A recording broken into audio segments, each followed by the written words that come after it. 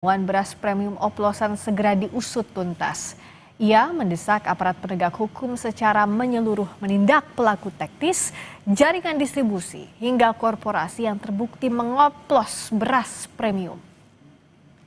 Ada pihak-pihak yang melakukan hal tersebut harus langsung ditindaklanjuti, diproses secara hukum, jangan sampai kemudian merugikan rakyat, dan DPR tentu saja akan melakukan pengawasan melalui komisi-komisi yang ada di DPR untuk ikut menindaklanjuti terkait dengan hal itu.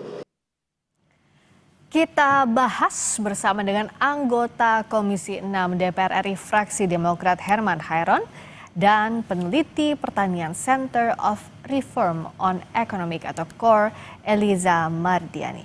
Selamat malam Mbak Eliza, juga Bang Herman. Halo, Selamat malam. Mbak Friska. Kita ketemunya bahas oplosan lagi, beras oplosan lagi, belum beres-beres nih. Saya harus ke Bang Herman dulu nih. Jadi langkah terkini Komisi 6 sudah berkoordinasi dengan mitranya dengan Kementerian Perdagangan sejauh mana untuk mengusut beras premium oplosan? Ya, sebetulnya instrumennya banyak ya. Kalau melihat kepada regulasi misalkan, perundang-undangan sudah menyebutkan di dalam Undang-Undang Nomor 18 Tahun 2012 tentang pangan, juga sebetulnya secara eksplisit menyebutkan dilarang untuk melakukan oplosan atau mencampurkan antara kualitas tinggi dengan kualitas rendah, kemudian menjadi kualitas tertentu yang pada akhirnya merugikan terhadap masyarakat. Bahkan bukan hanya secara harga, secara kualitas merugikan terhadap keamanan pangan. Yang kedua ada Undang-Undang Nomor 7 Tahun 2014 tentang perdagangan, yang juga ini melarang terhadap peredaran yang tidak sesuai dengan label iklan pangan. Tentunya ini bisa dijerat oleh hukum. Kemudian juga Undang-Undang Perlindungan Konsumen, yang saat ini kami juga sedang merevisi Undang-Undang Perlindungan Konsumen dengan melihat terhadap kasus-kasus yang terjadi. Dan saya kira kasus persoalan beras oplosan ini bukan satu kali ini terjadi. Ini dari beberapa waktu yang lalu ya selalu terjadi. Karena ini adalah komoditas yang setiap hari dikonsumsi, dan pada momentum-momentum tertentu dikala kemudian suplai kurang memadai, kemudian harga meningkat tinggi, biasanya mereka untuk mengejar market mengoplos terhadap beras yang berkualitas tinggi dengan kualitas rendah, kemudian menurunkan pada kualitas tertentu. Nah ini tentu tidak boleh gitu ya, baik ditinjau dari sisi peraturan perundangan manapun tidak diperbolehkan dan dapat dijerat secara hukum. Nah, Bang Oleh Herman, karenanya, oke, saya tanya dulu, ini kan 212 merek bahkan kan? Dan betul. kalau tadi dikatakan berulang, justru harusnya nggak boleh berulang. Apa yang masih luput sejauh ini? Kenapa kok masih bisa berulang? Saya tentu harus mendapatkan informasi lebih lanjut ya atas 212 merek dagang ini, karena 212 merek dagang juga diproduksi oleh 7 perusahaan besar yang selama ini menguasai pasar gitu. Nah kalau 212 merek dagang dengan 7 perusahaan besar, tentu ini harus dijelaskan kepada publik, dan bahkan saya setuju Ketua DPR untuk melakukan penyelidikan dan penelusuran secara menyeluruh. Agar apa? Agar informasinya jelas, apa yang kemudian dimaksud dengan oplosan, apa yang kemudian yang dimaksud dengan merugikan terhadap masyarakat, baik dari sisi harga maupun dari sisi keamanan pangan. Karena lebih penting bahwa keamanan pangan itu lebih mementingkan perlindungan konsumennya gitu. Oleh karenanya hukumannya juga lebih tinggi terhadap ancaman keamanan pangan. Apalagi kalau kemudian disertai dengan persoalan kartel yang menyebabkan harga tinggi dengan kualitas rendah. Saya kira ini banyak pasal, banyak undang-undang yang tentu bisa menjeratnya. Namun tentu kami mohon penjelasan lebih jauh dulu. Informasinya seperti apa, jangan juga serta-merta ada alasan-alasan yang bisa diterima bahkan sesuai dengan label dan iklan pangan. Karena label dan iklan pangan pun ini bisa menjadi persoalan hukum tersendiri jika tidak diikuti oleh para produsen di bidang pangan. Nah, Mbak Eliza, ini sebenarnya dari mana sih kok nggak selesai-selesai masalah beras oplosan premium pula? kan konsumen ruginya dua kali ya. Tadi ada ancaman keamanan pangan, di sisi lain juga rugi uang banyak karena harusnya belinya beras kualitas premium yang didapatkan malahnya KW. Ya, jadi sebetulnya praktik oplosan atau pencampuran beras itu sah-sah aja sebetulnya kalau dilakukan selama itu masuk dalam standar beras premium. Karena kalau di Indonesia itu standar beras premium misalkan derajat susunya berapa persen, terus juga pecahannya itu maksimalnya 15% kan. Nah kalau di Thailand itu premium itu 5%. Jadi Indonesia ini premiumnya cenderung medium di Thailand gitu kan. Nah, jadi itu nggak masalah selagi itu memenuhi tadi kualitas premium di Indonesia. Nah, yang jadi soal itu adalah ketika yang dioplos itu adalah beras SPHP.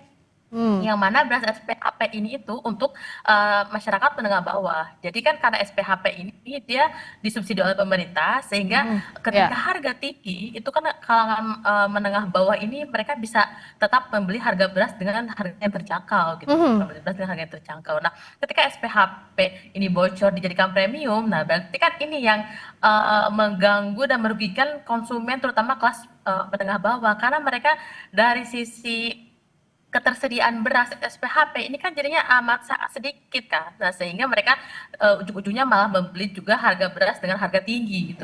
Beras dengan harga tinggi.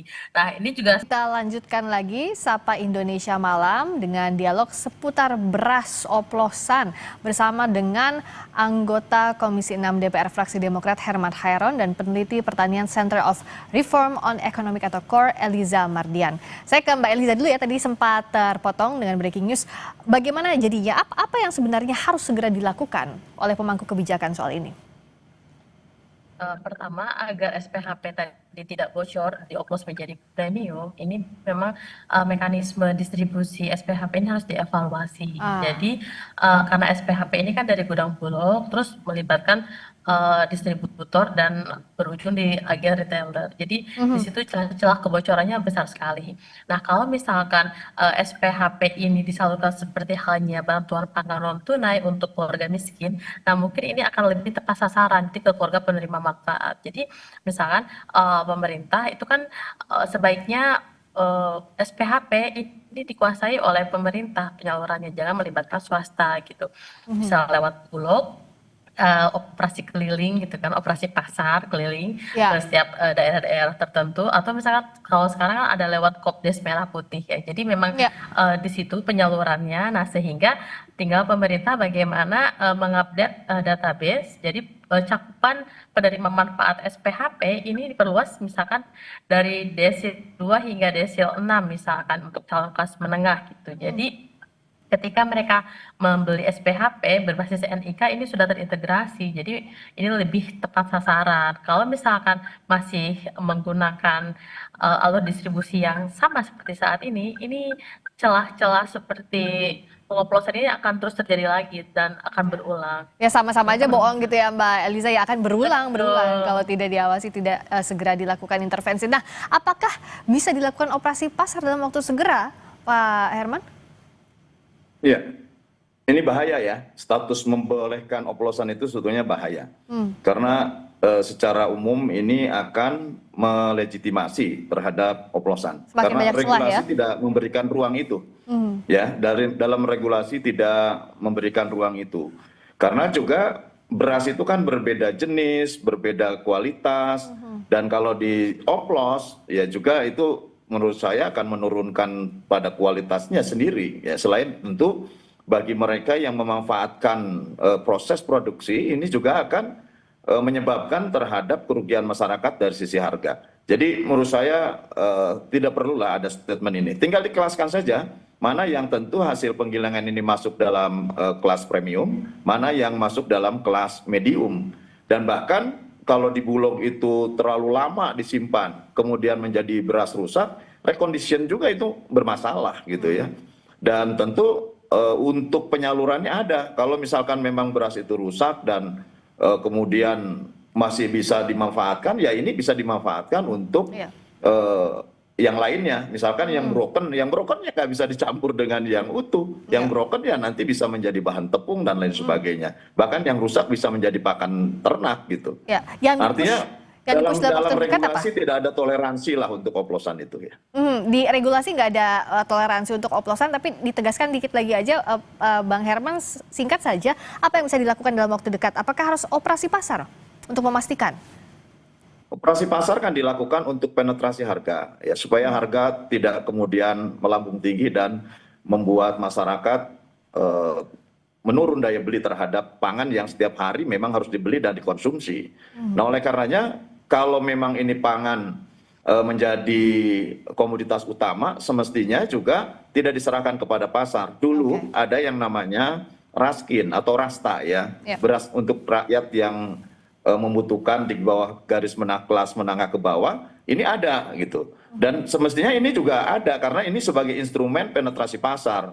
Kalau sekarang itu ada BPNT, ada operasi pasar. Operasi pasar tidak mampu untuk bisa melakukan penetrasi terhadap kenaikan harga yang meluas. Oleh karenanya sudahlah mekanisme yang bagus seperti yang pernah digunakan selama pemerintahan Presiden SBY, di mana raskin sebagai instrumen untuk penyedia, karena dalam undang-undang pangan kan disebutkan bahwa pangan adalah hak asasi manusia, maka ya ini harus disediakan secara rutin kepada masyarakat dengan harga yang terjangkau. Pada sisi lain, ya tentu yang kelas premium ke atas itu menjadi free market yang juga harus dikontrol harganya melalui supply and demand. Ini yang menurut saya ya harus dijaga oleh kebijakan.